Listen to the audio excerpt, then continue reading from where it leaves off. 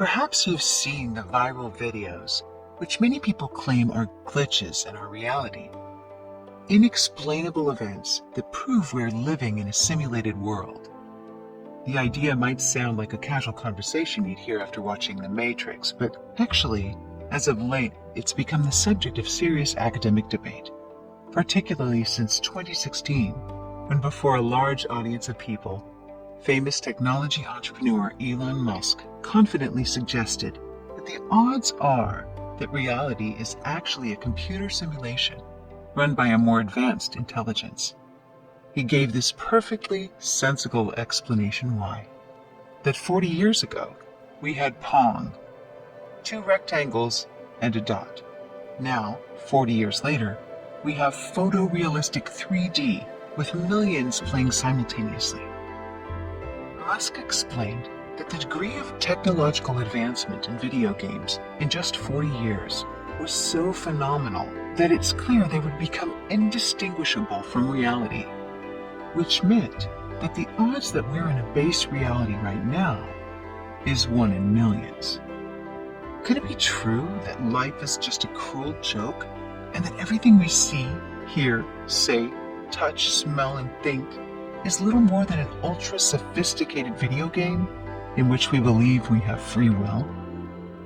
As it turns out, this concept has been explored from both an ancient spiritual and a current scientific model.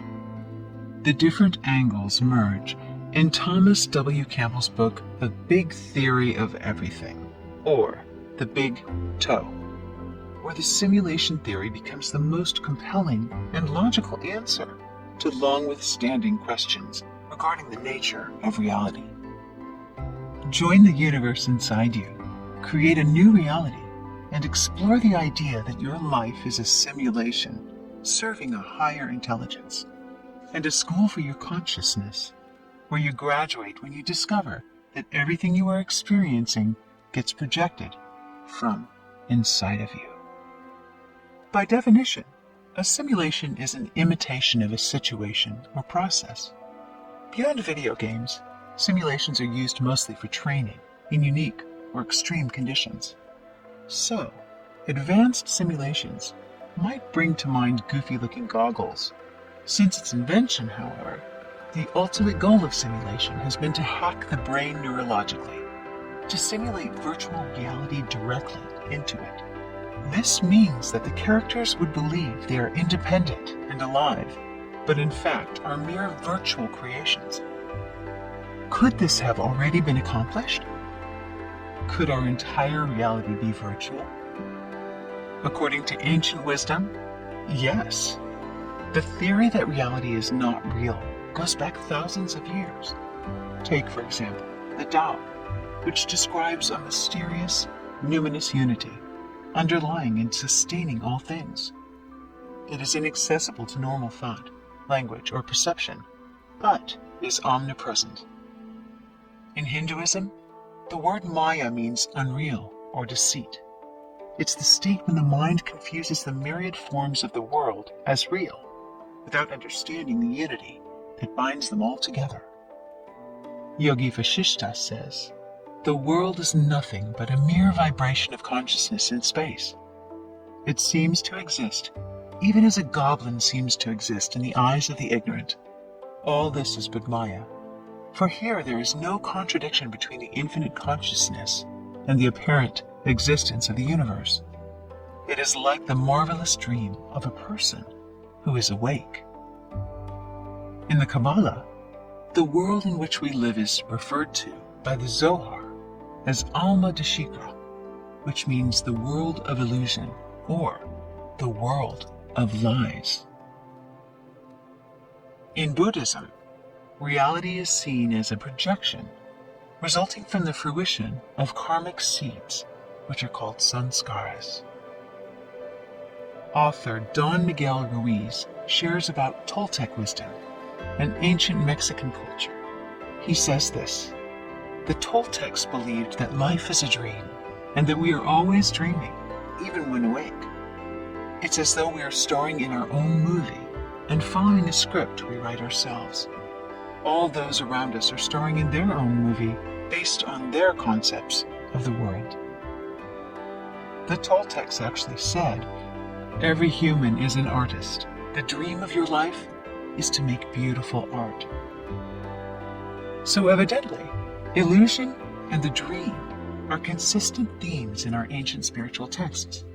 As we entered the technical age, however, the dream transformed into the word simulation, and the concept of the higher intelligence, or button pushers, took on new life too.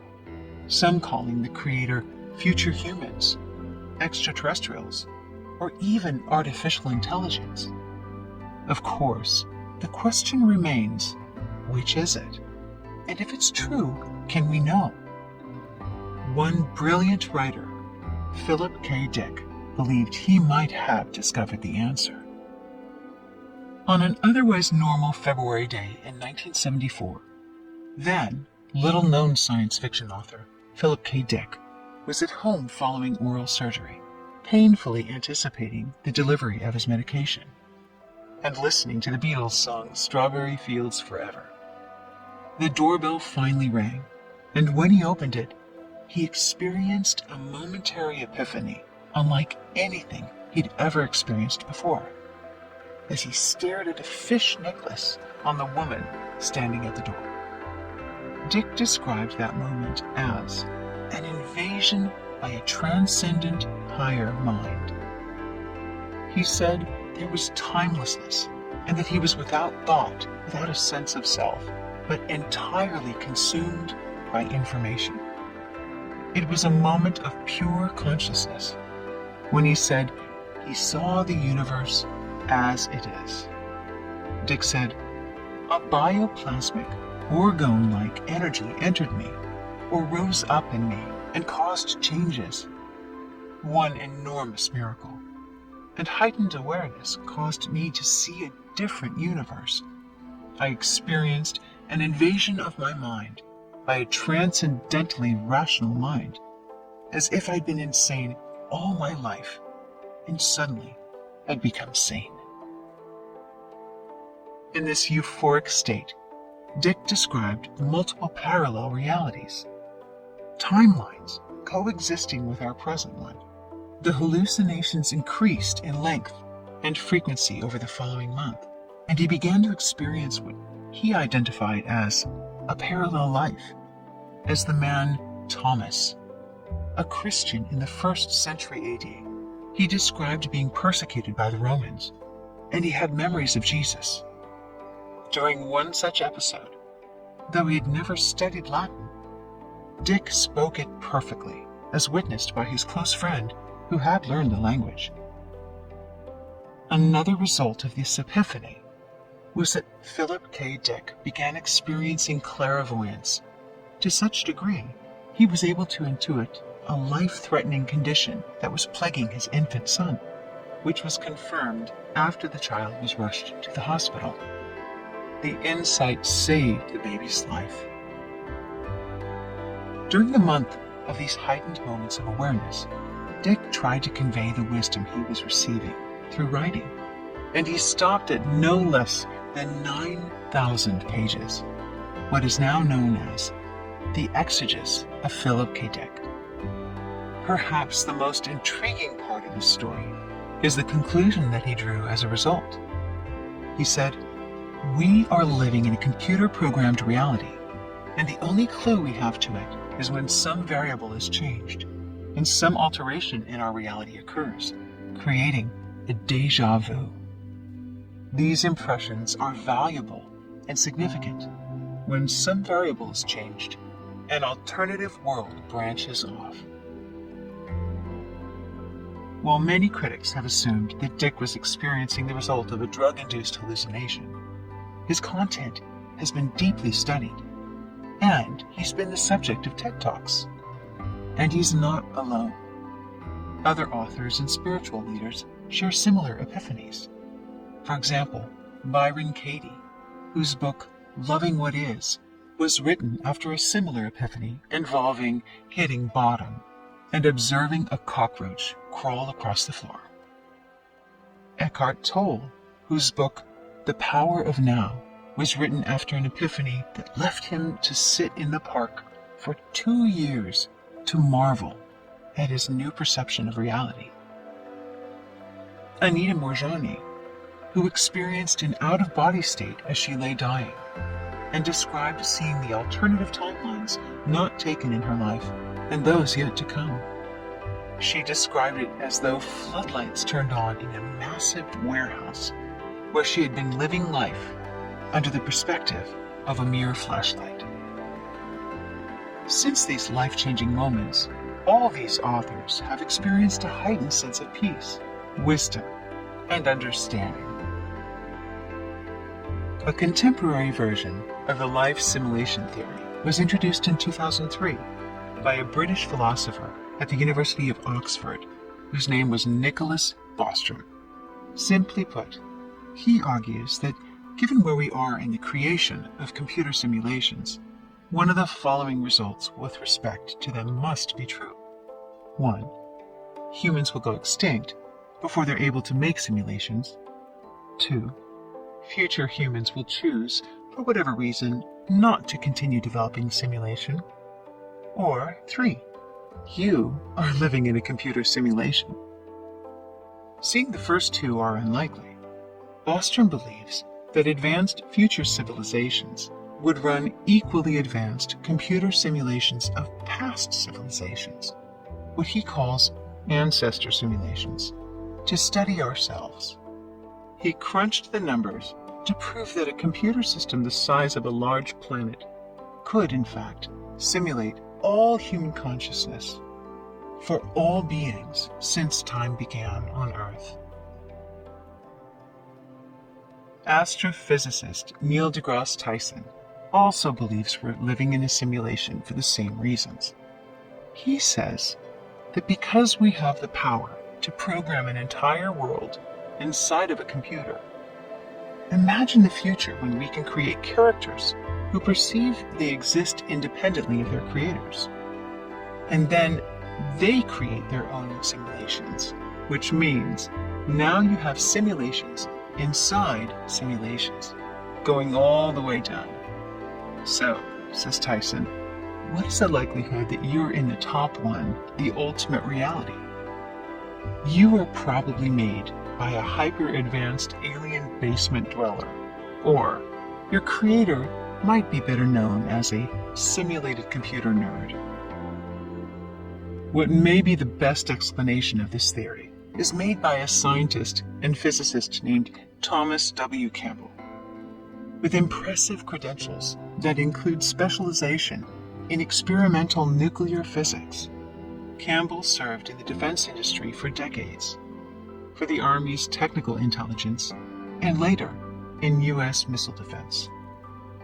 In his richly detailed trilogy, My Big Toe, an acronym for My Big Theory of Everything, Campbell offers immaculate logic explaining how a multitude of seeming unnatural and contradictory occurrences, such as these, actually make sense when we come to understand that consciousness is simply information, and we are generating perception from our consciousness.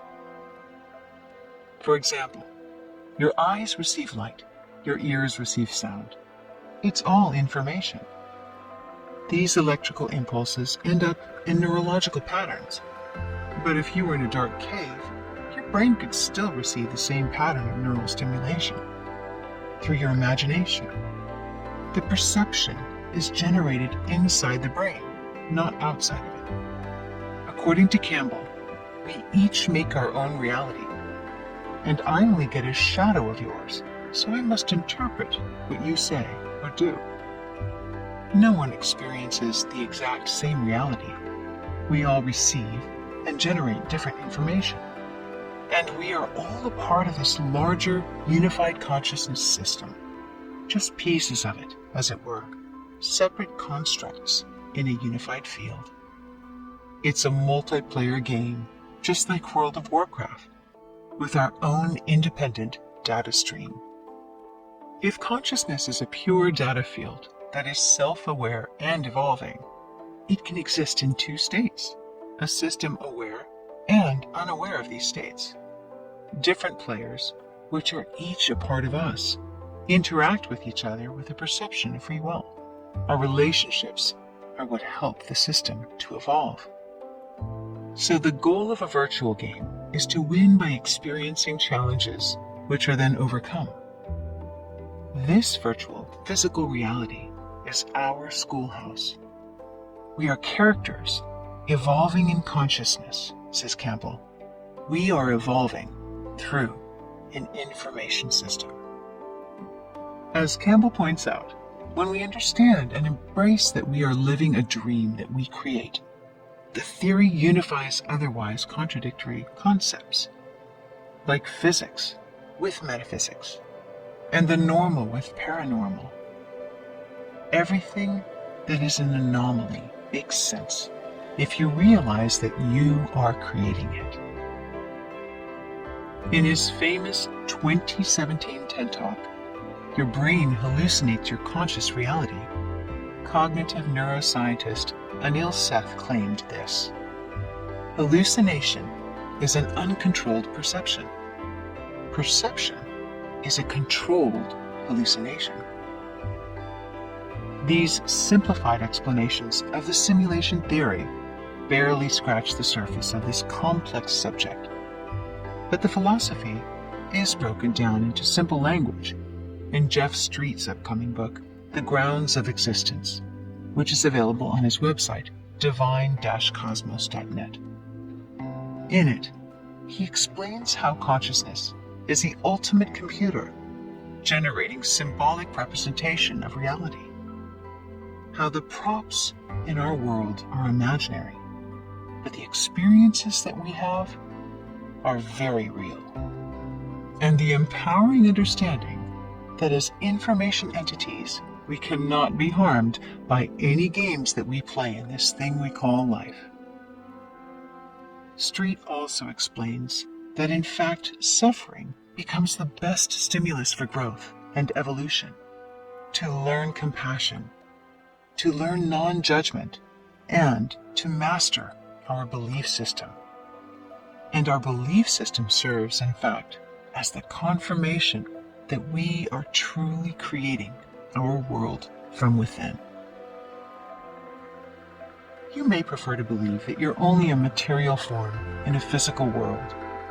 But if you do, just remember the next time you sing this harmless little lullaby, someone wanted to remind you of otherwise. Roll your boat gently down the stream. Merrily, merrily, merrily, merrily,